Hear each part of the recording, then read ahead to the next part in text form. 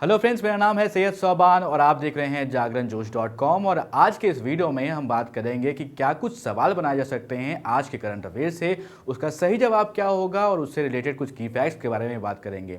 साथ ही साथ दोस्तों, इस वीडियो के एंड में आपको एक सवाल देंगे जिसका जवाब आपको हमें कॉमेंट बॉक्स में लिख कर देना है। तो चलिए शुरू करते हैं पहले सवाल के साथ। हाल ही में पाकिस्तान सरकार ने भारत के साथ किन चीज़ों के आयात यानी कि इम्पोर्ट पर जो प्रतिबंध लगाए गए थे उनको हटा दिया है? इसका सही जवाब ऑप्शन ए, चीनी, कपास और सूत। दोस्तों, जैसा कि आप जानते हैं कि हाल ही में पाकिस्तान सरकार ने भारत के साथ जो चीनी, कपास और सूत के जो इम्पोर्ट हुआ करता था उस पर जो प्रतिबंध लगा हुआ था उसको हटा दिया है। इमरान खान की सरकार में आर्थिक मामलों से जुड़ी कमेटी द्वारा मंजूरी देने के बाद अब पाकिस्तान जून 2021 तक भारत से कपास का आयात करेगा। आपको बता दें कि भारत वाघा बॉर्डर के रास्ते पाकिस्तान को कपास बेचा जाता था, लेकिन 5 अगस्त 2019 को जम्मू कश्मीर से आर्टिकल 370 हटने के बाद पाकिस्तान ने भारत से इम्पोर्ट बंद कर दिया था। बढ़ते हैं अब अगले सवाल की तरफ। साउथ सिनेमा के किस दिग्गज अभिनेता को 91वें दादा साहेब फाल्के पुरस्कार से सम्मानित किए जाने की घोषणा की गई है? इसका सही जवाब है ऑप्शन बी, रजनीकांत, थलाईबाजी को जब कहते हैं। और अब आपको बता दें, केंद्रीय मंत्री प्रकाश जावड़ेकर ने 1 अप्रैल 2021 को दादा साहेब फाल्के अवार्ड की घोषणा करी और इस बार साउथ के जो सुपरस्टार रजनीकांत हैं उनको दादा साहेब फाल्के अवार्ड से नवाजा जाएगा। रजनीकांत ने 25 साल की उम्र में अपने फिल्मी करियर की शुरुआत की थी। उनकी पहली तमिल फिल्म अपूर्वा रागनगाल थी और दादा साहब फाल्के पुरस्कार भारत सरकार की ओर से दिया जाने वाला एक वार्षिक पुरस्कार है और ये पुरस्कार किसी व्यक्ति विशेष को भारतीय सिनेमा में उनके आजीवन योगदान के लिए दिया जाता है। तो अब ये ध्यान रखना है कि इस बार रजनीकांत जी को यह अवार्ड दिया जा रहा है। बढ़ते हैं अगले सवाल पर, लेकिन उससे पहले एक सूचना। हमारी वेबसाइट जागरणजोश.com पर अगर आप करंट अफेयर्स पढ़ना चाहते हैं तो आपको अपने ब्राउजर में टाइप करना है www.jagranjosh.com, जिसके बाद आपको हमारी वेबसाइट का होम पेज नजर आएगा। इसके बाद आपको करंट अफेयर्स के टैब पर जाना है। जब आप करंट अफेयर्स टैब पर क्लिक करेंगे तो आपको कुछ इस तरह से पेज नजर आएगा। अगर आप कैटेगरी वाइज करंट अफेयर्स पढ़ना चाहते हैं तो आप अपनी पसंद के हिसाब से कोई भी कैटेगरी चूज कर सकते हैं, जिसमें latest, national, international, sports, technology और इकोनॉमी जैसी कैटेगरीज मौजूद हैं। अगला सवाल है कि आयकर विभाग ने आधार से पैन कार्ड को जोड़ने की जो समय सीमा है अब उसको 31 मार्च से बढ़ाकर कब तक कर दिया है? तो इसका जो सही जवाब है वो है 30 जून, ऑप्शन सी। तो देखिए दोस्तों, ये बहुत दिन से लगातार बात चल रही है कि आधार कार्ड और पैन को लिंक करना है और केंद्र सरकार लगातार जो है जो लास्ट डेट है उसमें इजाफा करती जा रही है और अब जो है इसको 31 मार्च से बढ़ा करके 30 जून 2021 कर दिया गया है। आपको ये बता दें कि ये पहली बार नहीं हुआ है कि जब सरकार ने इसकी समय सीमा को बढ़ाया है। कोरोना वायरस महामारी के चलते हो रही परेशानी को देखते हुए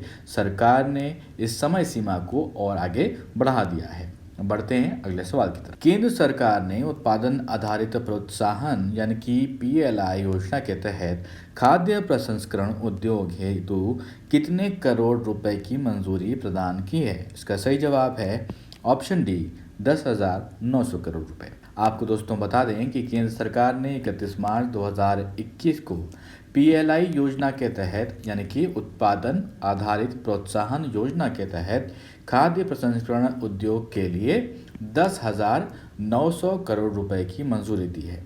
प्रधानमंत्री नरेंद्र मोदी जी की अध्यक्षता में केंद्रीय मंत्रिमंडल ने इस योजना को मंजूरी दी है और जिसमें कि 2.5 लाख लोगों को रोजगार मिलने और निर्यात में बढ़ोतरी की उम्मीद जताई जा रही है।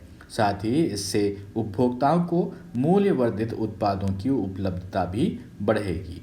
अब बढ़ते हैं अगले सवाल की तरफ। विश्व बैंक ने वित्त वर्ष 2021 और 22 के लिए भारत की सकल घरेलू उत्पाद यानी कि GDP की वृद्धि दर अनुमान को बढ़ाकर कितने % रहने को उम्मीद जो है जताई है? तो इसका जो सही जवाब है वो है ऑप्शन बी, 10.1%।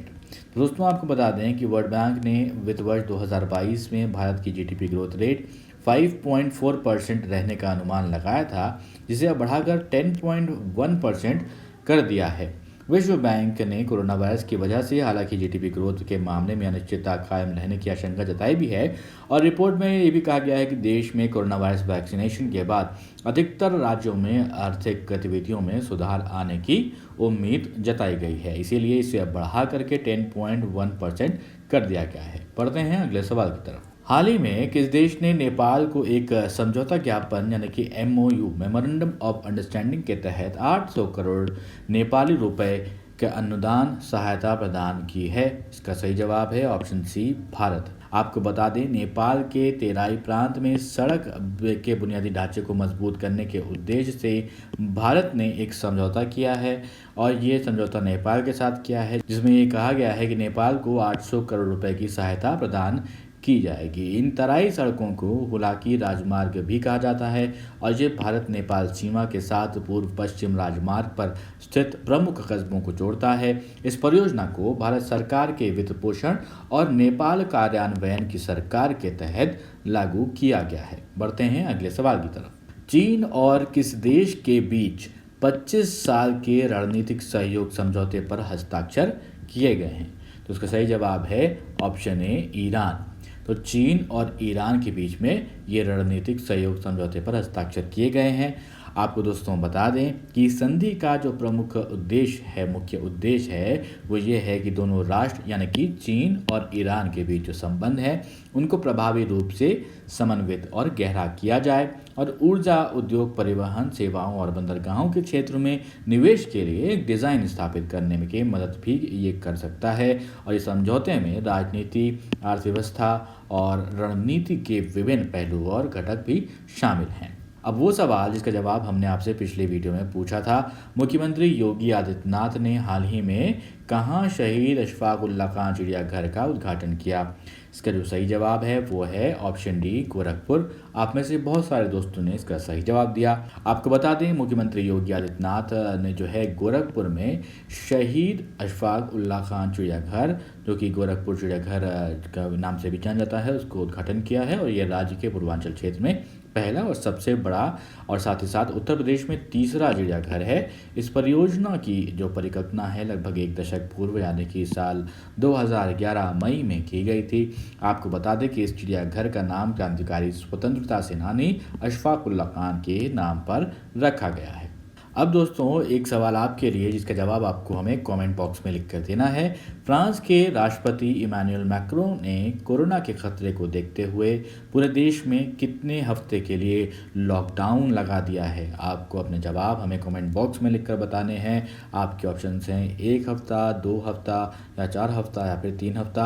आप अपने जवाब हमें कमेंट बॉक्स में लिखकर ज़रूर बताएं। ये वीडियो अगर आपको पसंद आया तो इस वीडियो को लाइक करें, इस वीडियो को ज़रूर अपने दोस्तों के साथ भी शेयर करें, और अभी तक आपने हमारे चैनल को सब्सक्राइब नहीं किया है तो ज़रूर सब्सक्राइब करें और देखते रहें जागरणजोश.com।